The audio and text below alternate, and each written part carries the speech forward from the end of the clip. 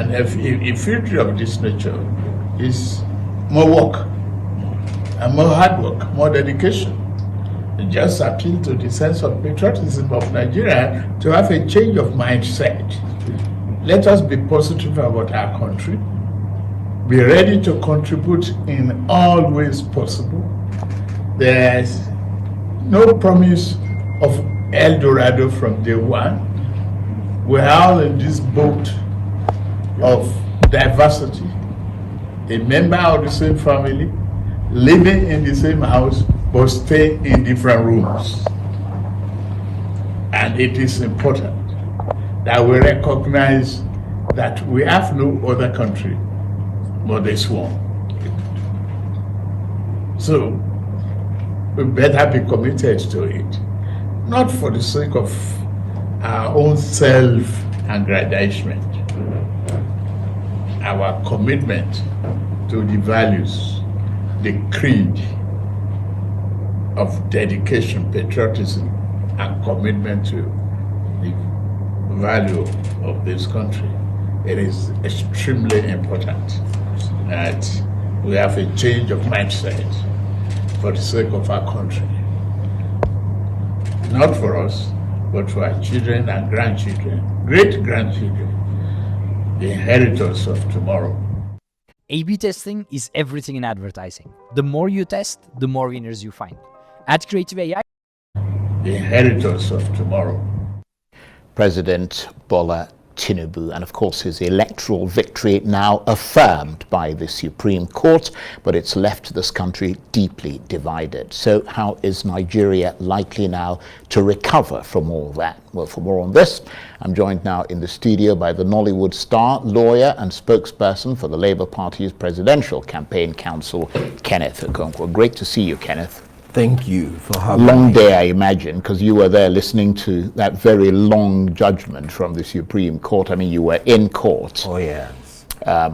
But we appreciate your being here. So what's your reaction to this judgment? Were you surprised that the Supreme Court affirmed Bola Tinubu as president of Nigeria? Well, one can say that the judgment of the Supreme Court may have clothed his presidency with constitutionality, because Section 235 made it clear of the Constitution that the decision of the Supreme Court is final, but it has not clothed his presidency with democracy, because democracy means the rule of the people, and it means that power must proceed only from the people. And let me tell you what the Supreme Court said that is very telling. Justice John Inyango Koro, while delivering JSC, while delivering the judgment, he looked right to his colleagues and looked left. He said, let us admit that the non-uploading of the result on the IREF portal reduced the confidence of the people in the election. Reduced, but didn't eliminate it. Good. That is how the judges talk.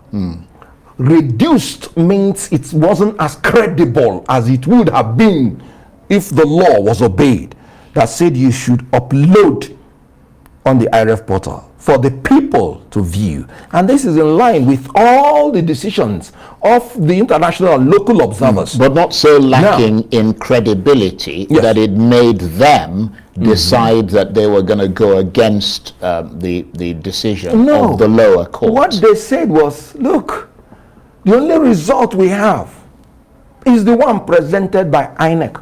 We do not have alternative result presented to counter it. Now, let me tell you the implication of that. In mathematics, I did mathematics and I did advanced level mathematics. If you're given a mathematical question and you go straight to quote the answer, they will probably say you stole the answer. You must start with quoting the formula and giving the statements. Statistics. Good. You've got to have the formula before you give the answer. Yeah. You know what INEC did? They simply came and quoted an answer that somebody won the election against the express position of the Act. The Act said you have to compile, update, and maintain, polling unit by polling unit, all the results, and you must be ready to show it to any person or political party that demands it. And that is when you would now pronounce a winner. And I'm talking about section 62, subsection 2 and 3 of the Electoral Act. INEC did not. They just woke up one day at the dead of the night, 4:30 a.m., and declared an answer, which we did not know the formula or the statements that they arrived at to get that answer. So how can you tell the petitioners to produce polling unit by polling unit the result to prove their election, where the institution that is bestowed by the power, giving 400 billion naira to do that, failed to do it? And then you're asking, where will we get it from?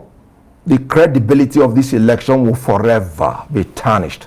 And I agree with the Supreme Court that the confidence of the Nigerian people in this election was reduced. And for me, it was destroyed. But can you, strictly from a legal point of view, do you broadly accept and respect the reasoning of the court in reaching its decision? The court gives decision issue by issue. If you give me the question issue by issue, I will give you the answer issue by issue. But like I said, the Supreme Court is clothed with the cloak of finality.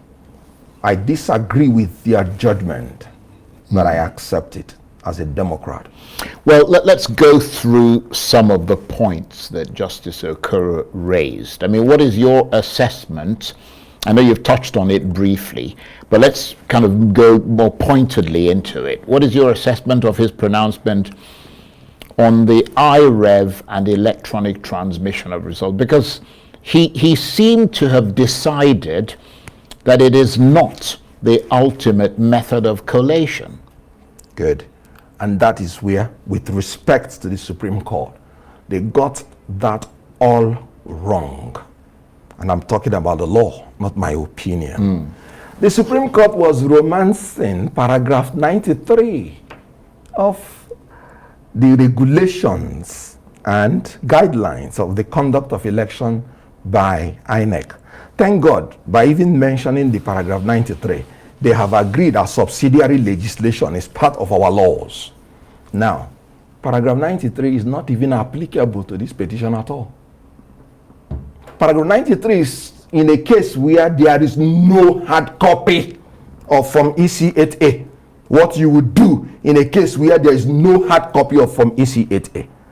It is not the case of the petitioners that there was no hard copy of Form EC8A. So the Supreme Court, even relying on 93, is even wrong. It does not even apply. But let me tell you what they did that brought the whole contradiction. Supreme Court was saying that uploading on IREV was not mandatory. Good. Even by the paragraph 93 they quoted.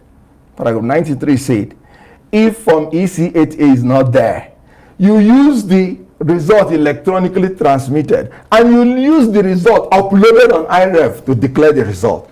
So if the law does not mandate the uploading of result on IREV, where would you see it to use? This is by the paragraph 93, which they love so much, which is not applicable because it is not the paragraph that is responsible for collation. The paragraph that is responsible for collation is paragraph 48, A and B. I am surprised the Supreme Court did not even mention it at all. Let me tell you what it said. It said there shall be collation only when the collation officer confirms the veracity of the result in the beavers of the accredited voters and confirms, I'm talking about B now, of 48, of the number of votes that is transmitted electronically into the system. That if the collation officer does not have it to confirm, to verify, there shall be no collation. This is by paragraph 48AB. Meanwhile, paragraph 38I and II said INEC must electronically transfer and transmit using beavers to the electronic system. And you do a scan copy of the result and upload it on IREV. These are two different things. Transmitting to the INEC server or whatever you call it and uploading on IREV. These are two different things. stated in paragraph 38, I and II. Let me tell you something. Supreme Court talked about section 60, which talks about transfer. They did not mention anything about section 64. And section 64 is the section that deals with collation. And I'm talking about the Electoral Act. And section 64, 4AB, made it clear. The collation officer shall collect result and announce it, subject to his or her verification of the manual result with the result in BVAS and with the results electronically transmitted. I'm talking about section 64, 4A and B. Supreme Court did not mention it. So how can you be mentioning sections that has nothing to do with collation? And then you're telling us that it is not in accordance with the law. Well, you sound like you make a convincing argument. Maybe you should have been the lead lawyer for the Labour Party making that argument, because in terms of the submission, Yes. which of course includes your party, the Labour Party, the petitioner's submission, I mean, with regard, for instance, to malpractices at polling units, I mean, the court said it didn't see the facts from the petitioners, only what appeared to be anecdotal evidence. I mean, did you get a sense of clarity there? Because you have to wonder, I mean, in a court, as you well know, it's about evidence and the quality of your arguments to support that evidence. I mean, do you think the Labour Party's sort of legal team perhaps fell short? Well, we have very brilliant lawyers. I respect them very passionately. They put in their best. But when it comes Well, to their issue, best clearly wasn't good enough. it was good enough. But according to the realist school of jurisprudence, whatever the judges say is the law becomes the law, irrespective of whatever you do as a lawyer. It's a dictatorship, is it? So, but you know, I was talking about the collation, because our problem in this country is not people going to vote. It's what happens at the collation centers. The whole idea of the electronic transmission is not about free fair. It is about credible election. It is to check the malpractice that goes on in the collation. Good. Now, you know, collations are at different levels. You have the ward level, you have the local government level, you have the state level, you have the federal government level. Do you know, INEC made provision for electronic transfer for each level. So INEC said when you finish the election at the polling unit, you transmit from the polling unit in real time using BVAS. And then you will carry the form EC8A and the BVAS, and I'm talking about paragraph 38, III. You carry these two to the collation center, that's the first ward center. And the collation officer must compare the two results. And I'm talking about paragraph 50V. And when they finish comparing and collating, they transmit electronically from the collation center. And I'm talking about 50XX, with which the next collation level will use to collate. And when they transmit at the local government level, when they finish, and I'm talking about paragraph 53, XII, they will still transmit electronically to guide the one in the state. And I'm talking about 54, XII, paragraphs, regulations, INEC wrote as subsidiary legislation. I'm surprised the Supreme Court did not see all this. Well, I mean, to be fair, it sounds sort of, for the ordinary person on the street, I mean, you are obviously a legal